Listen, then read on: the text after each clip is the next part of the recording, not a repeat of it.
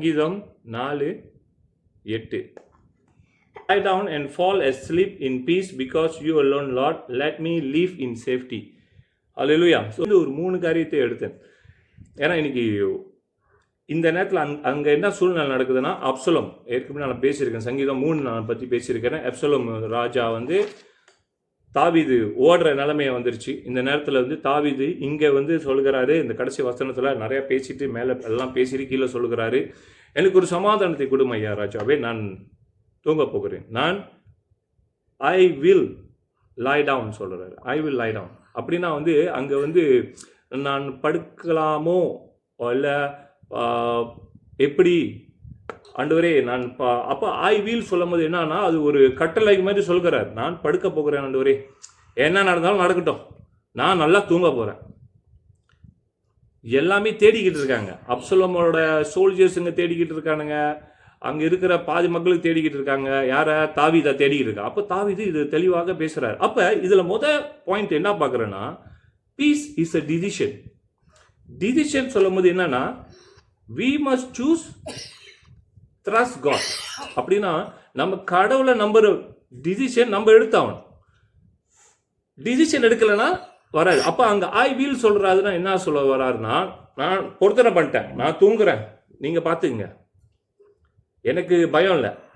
அப்போ அங்கே வந்து ஒரு ஃபீலிங்கை வச்சிருந்தா பயந்துருப்பார். ஆனால் அங்கே ஃபீலிங்க்கு இடம் கொடுக்கல, கர்த்தருக்கு இடம் கொடுக்குறாரு. இன்னைக்கு எல்லோருமே ஓரி தான். நாளையை குறித்து ஒரு பயம், ஐயோ ஸ்ட்ரெஸ்ஸாக இருக்குங்க, நாளைக்கு நான் அதை கட்டணுங்க, நாளைக்கு இதை கட்டணுங்க, நான் வேலை செய்யணுங்க, வேலை இடத்துல பிரச்சனைங்க. ஸோ இது எல்லாத்துக்கும் ஒரு முற்றுப்புள்ளி இன்னைக்கு வைக்க போகிறோம், ஒரு முற்றுப்புள்ளி வைக்க போகிறோம். நம்மளோட விசுவாசத்துக்கு தடை இல்லாதபடிக்கு வழி நடத்தணும். அப்போ எப்படி தடை இல்லாத படிக்கணும்? அப்போ டிசிஷனில் நம்ம விசுவாசத்தோடு ஒரு முடிவு பண்ணணும். ஆண்டவரே, நாளைக்கு எனக்கு பிரச்சனை இருக்குது, ஆனால் அதை பற்றி நான் கவலைப்படக்கூடாது, நான் நல்லா ஒருக்கத்தோடு தூங்கணும், எனக்கு சமாதானத்தை கொடுங்க இந்த ராத்திரி வேலையில். அது ரெண்டாவது காரியம் என்ன பார்க்க போகிறோன்னா, பீஸ் கம் பிஃபோர் ரெஸ்ட். அப்படின்னா எப்படின்னா, சமாதானம் வந்தால் தான் ரெஸ்ட் வரும், ரெஸ்ட் வந்துட்டு சமாதானம் வராது.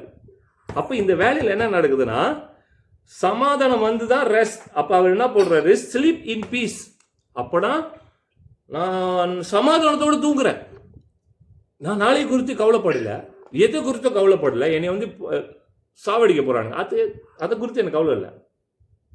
கர்த்தர் சமாதானம் கொடுப்பாரு, நான் தூங்குவேன். அப்போ இங்கே என்ன பார்க்குறோன்னா, ஒரு இன்னைக்கு நிறைய பேர் தூங்குறாங்க, ஆனாலும் நல்லா முழுமையாக தூங்குறது இல்லை. பார்த்துருக்கீங்களா? தூங்குவாங்க, கொஞ்சம் இப்படி நடந்தால் ஏஞ்சிருவாங்க, ஐயோ நடக்கிறீங்களா அப்படின்னா அவங்களுக்கு வந்து பரிபூரணமான சரியான ஒரு தூக்கம் வரல. மண்டையில் என்னமோ ஓடிக்கிட்டு இருக்கு, மண்டையில் என்னமோ யோசனை போய்கிட்டு இருக்கு, ஆனாலும் தூங்குற மாதிரி தான் இருக்கு பார்க்கறதுக்கு, ஆனால் ஏஞ்சிருவாங்க. ஆனால் நம்ம பிள்ளைங்க தூங்குனா பார்த்துருக்கீங்களா? தட்டி எழுப்புனாலும் ஏந்திரிக்காதுங்க. அந்த மாதிரி தூக்கம் தான் இன்னைக்கு உங்களுக்கும் எனக்கும் வேணும். அல்லேலூயா. தூங்குனாக்கா இடி விழுந்தாலும் தூங்கிக்கிட்டே இருக்கணும் நல்லபடியா. ஸோ அந்த மாதிரி ஷேரன் அந்த மாதிரி தூங்குவாங்க நல்லா.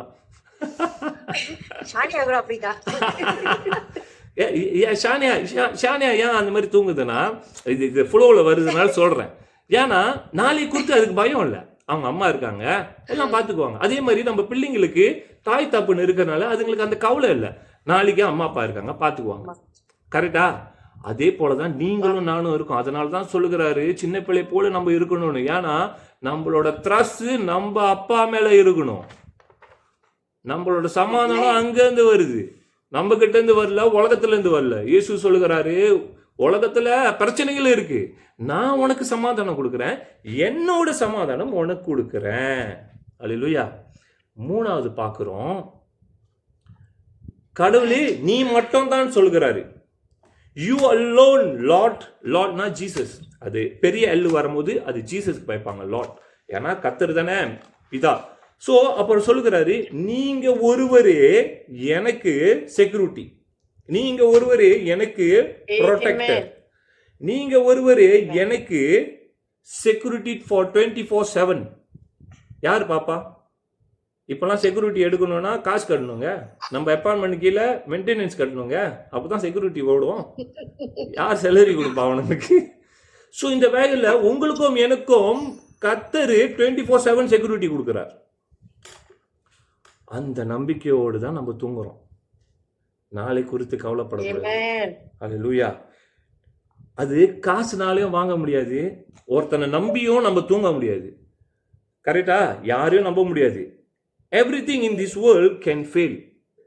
உலகத்துல எல்லாமே தப்பா போயிடலாம். God never fail.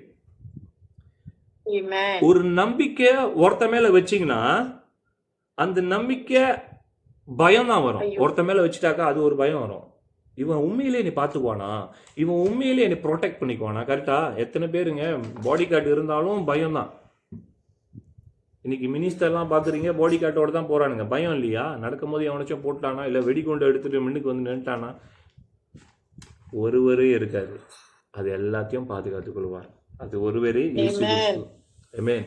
ஸோ சீக்கிரமாக போவோம். 3வது படிச்சுட்டுமா? அப்புறம் என்ன பார்க்குறேன் நான் இதில், நியூ டெஸ்டமெண்ட்ல போய் பார்க்கும்போது இயேசு சொல்லுகிறாரு, நாளைய குறித்து பயப்படாத. மெத்தியூ 6:34 பேசுகிறாரு.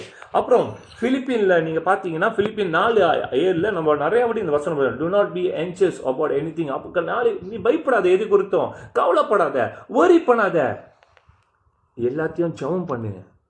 பட் ப்ரே, எல்லாத்தையும் ஜெபம் பண்ணி கொடு. அப்போ ஜெபம் பண்ணும்போது ஏன் சொல்லுகிறேன்னா, இந்த பயம் இந்த ஓரி என்ன சொல்லுவீங்க தமிழ்ல? கவலை தானே? கவலை தானே? கரெக்டா? இந்த கவலை வந்துச்சுன்னா என்ன பாதிக்கும்னு நான் சொல்லுகிறேன். இந்த ஏரியா உங்களுக்கு பாதிக்கும். சிந்தை பாதிக்கும். ஏன்னா இங்கே தான் ஓடும். ஐயோ, நாளைக்கு இப்படி செய்யணும், நாளைக்கு அது செய்யணும், நாளைக்கு காசு கொடுக்கணும், நாளைக்கு இவங்க என்னை பார்க்க வருவாங்க, ஐயோ நாளைக்கு வேலை செய்யணும், வேலை கரெக்டாக செய்யணும், இந்த வேலை இடத்துல இந்த பிரச்சனை, இந்த குடும்பத்தில் இந்த பிரச்சனை சொல்லிட்டு இங்கே தான் ஸ்டார்ட் பண்ணும். அந்த ஸ்டார்டிங் என்ன செய்யும்னா, அடுத்து 2வது எங்கே போய் முடியும்னா, நம்மளுக்கு இதயத்துக்கு போகும்.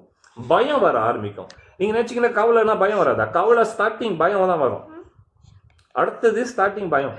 அப்புறம் அந்த பயம் என்ன செய்யும்னா, உங்களோட விசுவாசத்தை அப்படியே சோர்வியாக்கிடும். உங்களுக்கு விசுவாசம் கர்த்தர் மேலே வர வாய்ப்பு குறைச்சிடும். என்னடா நடக்கலையே, நானும் தானே ஜெபிக்கிறேன், ஒன்றுமே நடக்க மாட்டேதா? அப்படி இல்லை. ஜெபிக்கிறதுக்கு என்னத்துக்கு ஜெபிக்கிறோன்னா, சிச்சுவேஷன் மாறுறதுக்கு ஜெபிக்கல, நான் மாறணுத்துக்காக ஜெபிக்கிறோம். அல்லேலூயா. புரிஞ்சாங்க? கடவுள் சிச்சுவேஷனை மாற்ற மாட்டாரு, உங்களையும் என்னையே தான் மாற்றுவார். ஏன்னா இந்த சிச்சுவேஷனுக்கு நீ எப்படி இருக்கணும், ரியாக்ட் பண்ணணும்னு உனக்கு எனக்கும் தெரியணும், உங்களுக்கும் எனக்கும் தெரியணும். அல்லேலூயா. ஸோ நம்ம தூங்கும் போதெல்லாம் ஒன்னே கற்றுக்கொள்ளுங்க, ஜெபம் பண்ணுங்க, கர்த்தர்கிட்ட விடுங்க. பாருங்க, தாவீது எப்போ ஜெபிச்சாரு? ஓல்ட் டெஸ்டமெண்ட்லயே ஜெபிச்சிட்டாரு. ஆண்டவரே நான் தூங்க போறேன், நீங்க பார்த்துங்க. அப்போ இதில் என்ன கற்றுக்கிறேன்னா, நானும் கற்றுக்கிறேன், தாவீதை தான் தேடிக்கிட்டு இருக்கானுங்க. ஆனால் தாவீதை நல்லா தூங்குறாரு. விளங்குதாங்க?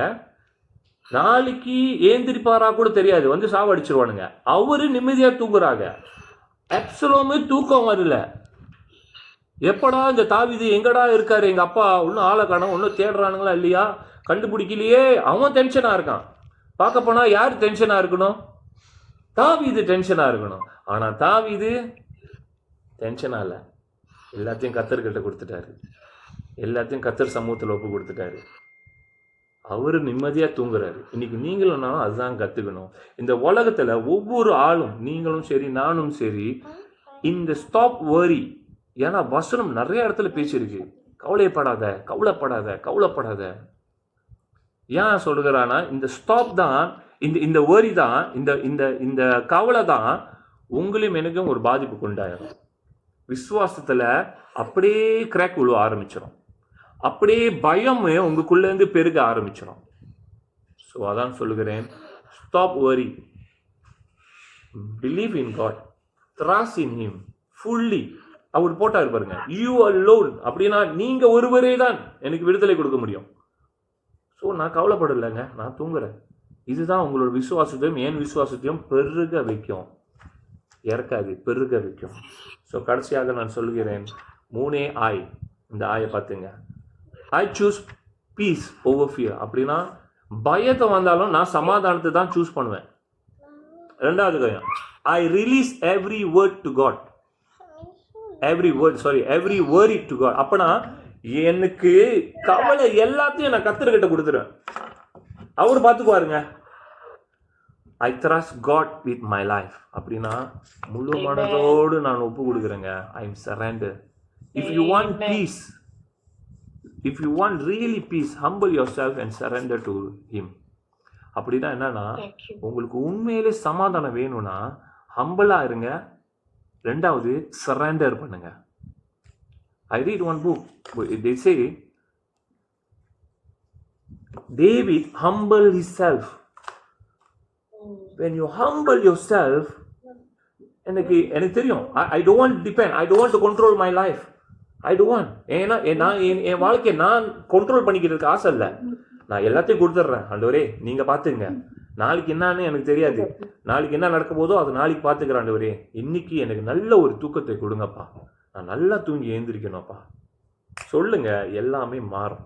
Because you trust him, you humble yourself. It's not my talent going to save me, it's not my knowledge going to save me, it's not everything that I have can save me.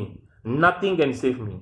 Only can save is 24/7 is God can save you and me. Hallelujah. நீ கத்துக்கிட்டீங்கன்னு நினைக்கிறேன். Amen.